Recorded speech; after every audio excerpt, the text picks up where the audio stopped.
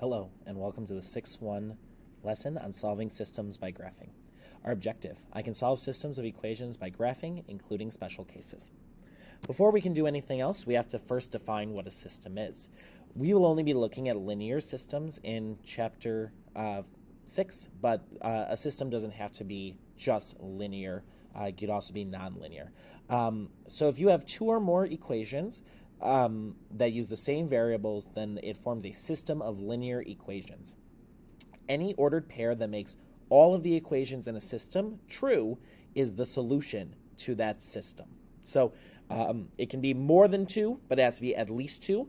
And then any point that satisfies all equations, linear and nonlinear, within a system is a solution to the system. So the system is the collection of equations. Again, we'll only be looking at linear ones. We can use systems to model real-world problems, and systems can be solved in more than one way.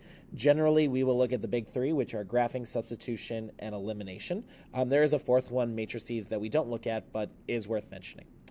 One method, like I mentioned, is to graph a system, and we find its intersection point if one exists.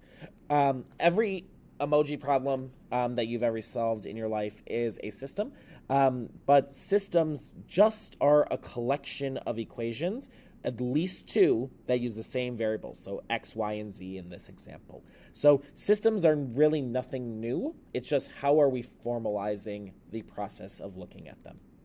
So let's do some quick, easy examples because we're already pros at graphing linear equations.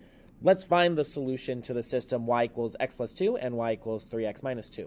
You'll notice right off the bat that both of those are in y equals mx plus b. Very straightforward to graph. So throw a little graph on there. First line has a slope of 1 and a y-intercept of 2. So make your y-intercept of 2 and then go up 1 to the right 1. You get the red line. Second line has a y-intercept of negative 2 and a slope of 3. So make your dotted negative 2 and then go up 3 to the right 1, up 3 to the right 1.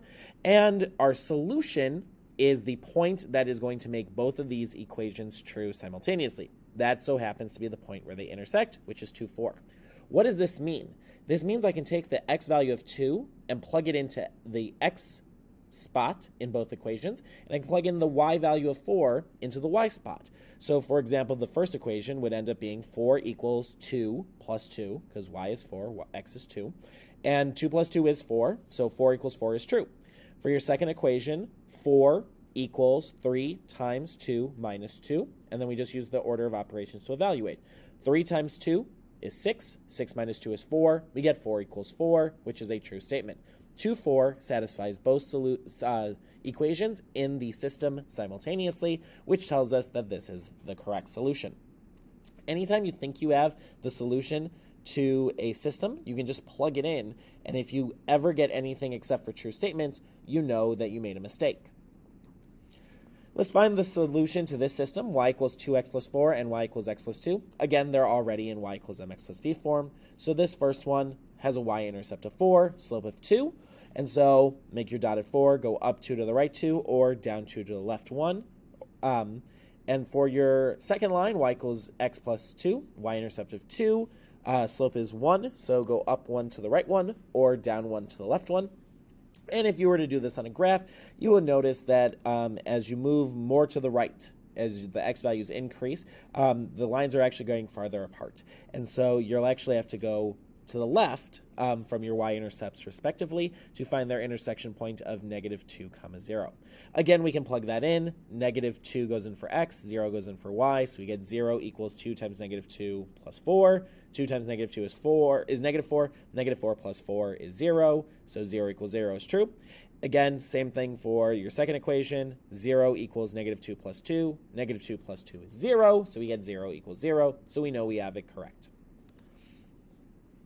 We can also write a system and then solve that system using this method as well. So let's say scientists study the weights of 2 alligators over a period of 12 months. The initial weights and growth rates of each alligator are shown below. After how many months did the alligators weigh the same amount? So before we do anything, let's define our variables. Let's say W is our alligator weight in pounds and T is time in months. And then here's our data. We have alligator 1 with an initial weight of 4 pounds and a rate of growth of 1.5 pounds per month, while alligator 2 has an initial weight of 6 pounds and a rate of growth of 1 pound per month. Right off the bat, we should be identifying initial weight as a tie-in to an initial value, which would be like a y-intercept. And then rate of growth should remind us of rate of change, so our slope. And so from this information, we can generate an equation. One for alligator 1, one for alligator 2. Put them together, we have a system. So for alligator 1, our weight will be our initial weight, 4, plus, because it's gaining weight over time, 1.5 per month. And because we don't know how many months, it's going to be 1.5 times the number of months, or times t. For alligator 2, we're going to have an initial weight of 6. So that's going to be our y-intercept, plus, because again, it's gaining weight, 1 pound per month, so 1 times t. Putting this together, we get the system of equations of W equals 4 plus 1.5t, and W equals 6 plus 1t. You'll notice off to the side, I actually labeled W and T as dependent and independent. And I think it's important when using variables other than X and Y to just pause and identify which one is your independent and which one's your dependent variable, so you can adjust and think about your graph meaningfully. Remember, your independent variable is the one that you change, and dependent one is the one that changes in response to the independent variable changing. In other words, it is the one that you measure because the other one is causing it to change. Once we know this, we can make a graph. I'm going to put T on my x-axis because your independent variable always goes on your x, and W on the y-axis because dependent is always on the y. From there, they're both in y equals mx plus b form. So for the first alligator, we're going to make a y-intercept of 4. This is your red line, and then a slope of 1.5. Remember, 1.5 is the same thing as 3 over 2, so we go up 3 to the right 2, up 3 to the right 2, and we keep doing that. For the second alligator, has a initial weight of 6.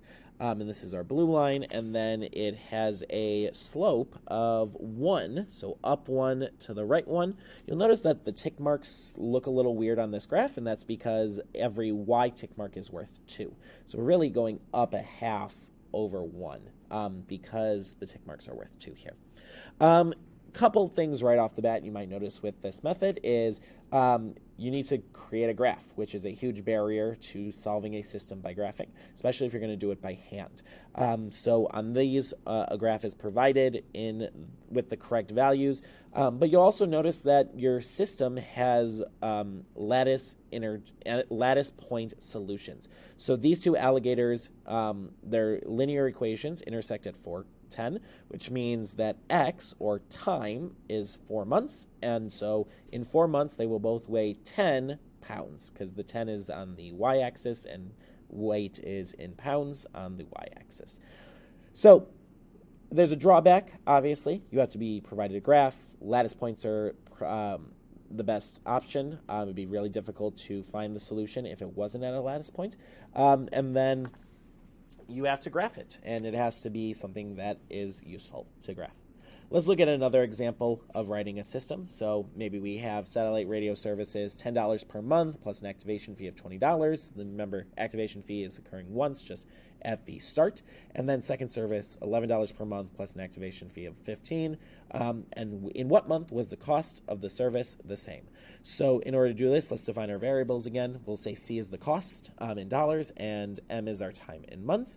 And think to yourself, which one is our independent variable, which one is our dependent variable. So the cost depends on the time. The time doesn't depend on the cost. We're letting time occur. We're letting the months run. And so because that occurs, our cost is changing. So our independent is X, our dependent is Y. Let's write a system, one for each satellite service. So the first one, it has a $10 charge per month. So per month tells us that that's our rate of change or our slope.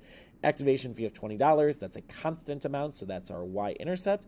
And so we get y equals 10, or C equals 10m plus 20. Same logic for the second equation, C equals 11m plus 15. Our cost is equal to the rate of change times the number of month plus our activation fee. From here, let's graph it. We know C is our Y and M is our X. So if you make a graph, again, you'll notice has to be at a lattice point, and a graph has to be provided. So if you have your time in months on your X, your first equation, C equals 10M plus 20, y-intercept of 20, so this is our red line, and then a slope of 10, so we're going up 10 to the right 1. Notice that each one of your tick marks on the Y is worth 10. Each one of your tick marks on the X is only worth 1, but only every other one is labeled.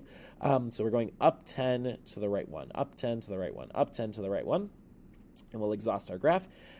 Same thing for the second equation, but now our y-intercept is 15. So this is the blue line, starts exactly halfway between 10 and 20.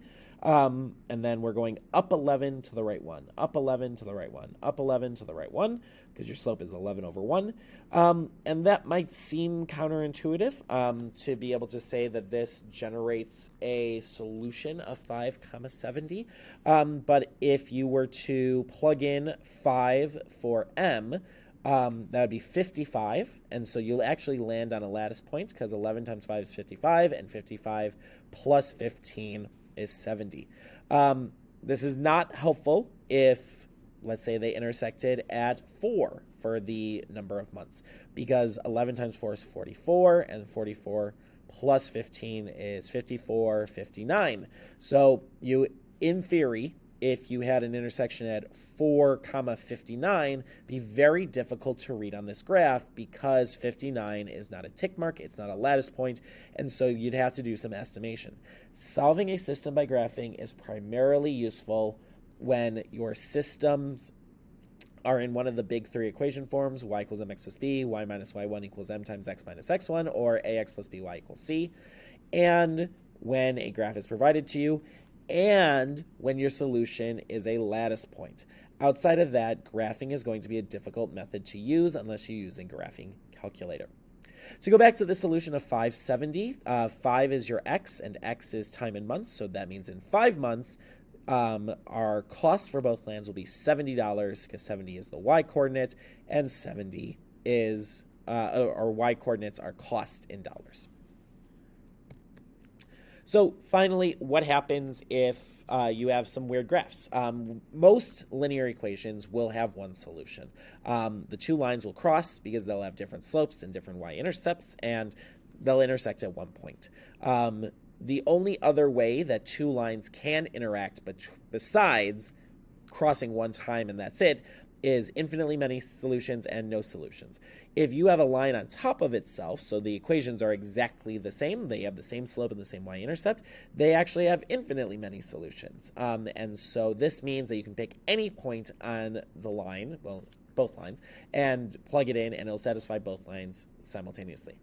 A common mistake students make with infinitely many solutions is they think that any xy ordered pair will satisfy them, and that's not true. If you look at this example, if I pick the point 2, 2, for example, that is not on the line, and that would not be a solution to this system. It has to be a point that's on the line, and because the 2 lines overlap, there are infinite number of points to choose from, but it is still a list to choose from.